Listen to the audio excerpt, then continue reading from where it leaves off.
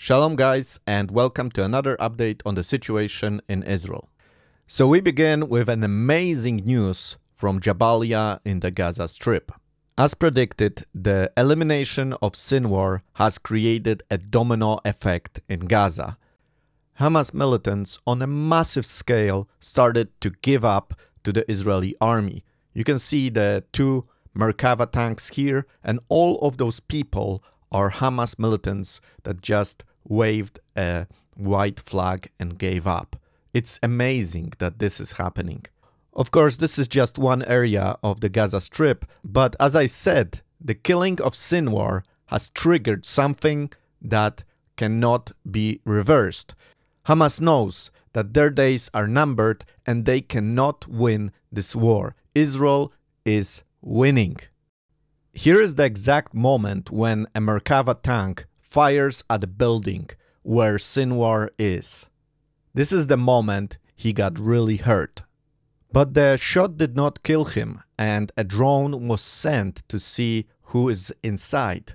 And when the Israeli army found out it is Sinwar, they were shocked. Here you can see this masked figure which is sitting. Later on, it turned out to be Sinwar. He is injured and he cannot get up anymore. You can see him here. So the drone just looks at him, and this is basically the last moments of Sinwar. He tries to throw a piece of wood into the drone, but that's not gonna do anything. I mean, he knows this is over. So this is the moment he throws the piece of wood, and soon after that moment, Sinwar is shot to the head. Now, the news media, when that happened, said that Israel got lucky. But we need to consider when this happened. The killing of Sinwar happened on the same day that a very important Jewish holiday started. Sukkot, the holiday of the tents, of the tabernacles. This is when Sinwar, this evil person, this Haman of our times, was killed. Now, I don't know if you remember this, but when Hamas attacked Israel on October 7th, it was Simchat Torah, Day of Joy of the Torah. And that was just after Sukkot. After Sukkot, we have the holiday of Simchat Torah. This is when Hamas attacked Israel. This is when we had all those horrible things that happened to the Jewish people. And now, at the beginning of Sukkot, we have the killing of Sinwar. I mean, if you call it luck, I don't know. This is, I think, something very important to remember. God has his appointed times, and he still acts. Evil will not prevail, and it will be punished at the right time. And the right time was the beginning of Sukkot in 2024. Amazing. Now, Hamas is almost finished.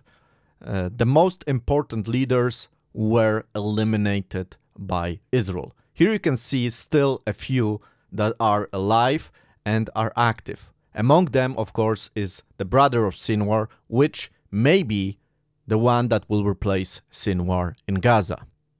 Now, where Mohammed Sinwar is, we don't know. We don't know if he's in Gaza. We don't know where exactly he is. The footage you are seeing now is of Mohammed Sinwar traveling with somebody else in a tunnel, driving a car in a tunnel. This gives you an idea how big those tunnels are. You are able in those tunnels to drive a car. So 2 months into the war, the IDF have released this video of Mohammed Sinwar. And this is not just a random guy in the Hamas ranks. He was directly involved in planning the October 7th attack. So the Israeli army is really interested in getting that man. And you know, this giant tunnel was actually found. It was one of the biggest that the Israeli army have ever found, and it was found in the northern part of Gaza next to the Erez crossing, so the Erez crossing border. Now, the Israeli army is searching for Mohammed Sinwar, and we don't know if he actually still is in Gaza, but we do know he was traveling those massive tunnels in the northern part of Gaza. So I will keep you updated on that, but we must move to our second topic of the day, which is an assassination attempt by Hezbollah on the Prime Minister of Israel, Benjamin Netanyahu. So what is special about this attack is that it was not a missile, it was a drone that was shot from Lebanon. And the IDF said that there were actually 3 drones. 2 of them were shot down, but this third one got through and it exploded near Prime Minister's home in Caesarea. Now, this was supposed to be an answer of the Hezbollah and Iran to the killing of Sinwar. But of course, it was not successful. Benjamin Netanyahu was not there. And his wife was not there, his family was not there, so they are okay. Nevertheless, the IDF treats this very, very seriously because one of those drones went through. And what is special about this is that this kind of warfare we have seen before. We have seen in the war of Ukraine against Russia, where a lot of drones are used. Now, there is also a second reason why this is very significant, and it is because it's a direct attack on the leader of Israel. Let's think about this. Iran, through its proxy, attacked the leader of Israel, which means that Israel now has the right to attack the leader of Iran. Now, will Israel do it? Well, that's the question. But it definitely is in the realms of possibility. So again, we have entered a new phase of war where anything can happen, because this is now, attacks on the leaders, the main leaders of countries. So of course, I will keep you updated on those developments, but we must go now to our third topic of today, which is the situation that is happening in Lebanon. So here you can see a map and you can see the very important areas that are important to this conflict. So Israel, Lebanon, and the Golan Heights. So just a quick recap, because it's important to understand the situation in Lebanon. Israel agreed to withdraw from Lebanon in 2006, so after the so-called Second Lebanese War. But Israel agreed to that because Hezbollah was to withdraw north of the Litani River. So the part of Lebanon which is south of the Litani River was to be Hezbollah free. And this was actually an agreed resolution of the United Nations Security Council. The resolution has even a number, it's 1701. Resolution 1701. You can check it out. But the resolution itself is rubbish, because the only one that is following the agreement is Israel. Hezbollah is not fulfilling any of its responsibility, and the security forces that were to stabilize this area are also not performing their job.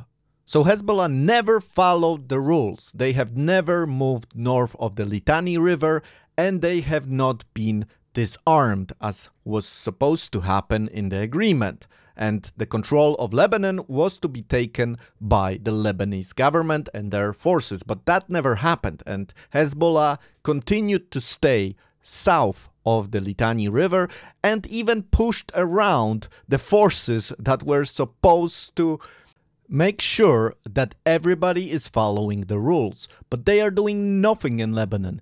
They just waste taxpayers' money, sit on their hands, and get pushed around by Hezbollah. And Hezbollah launches rockets at Israel. So this is the situation to the problem in Lebanon. So now when Israel answers Hezbollah with precise strikes on their military facilities, military capabilities, the security forces get all angry. How could you strike next to us? Don't you know we are here?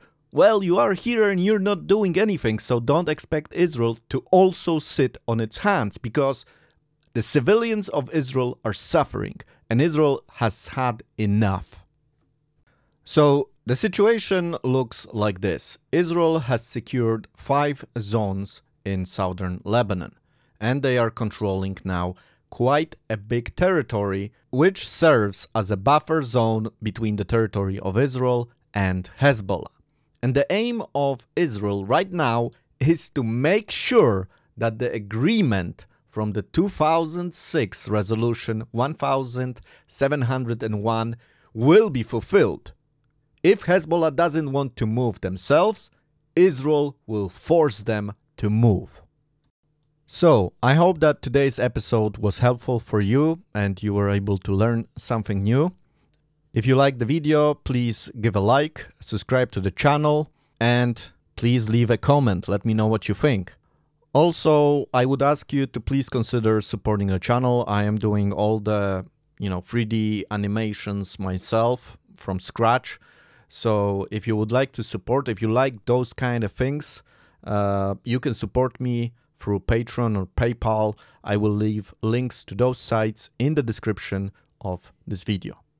With that out of the way, I wish you a good day. Shalom.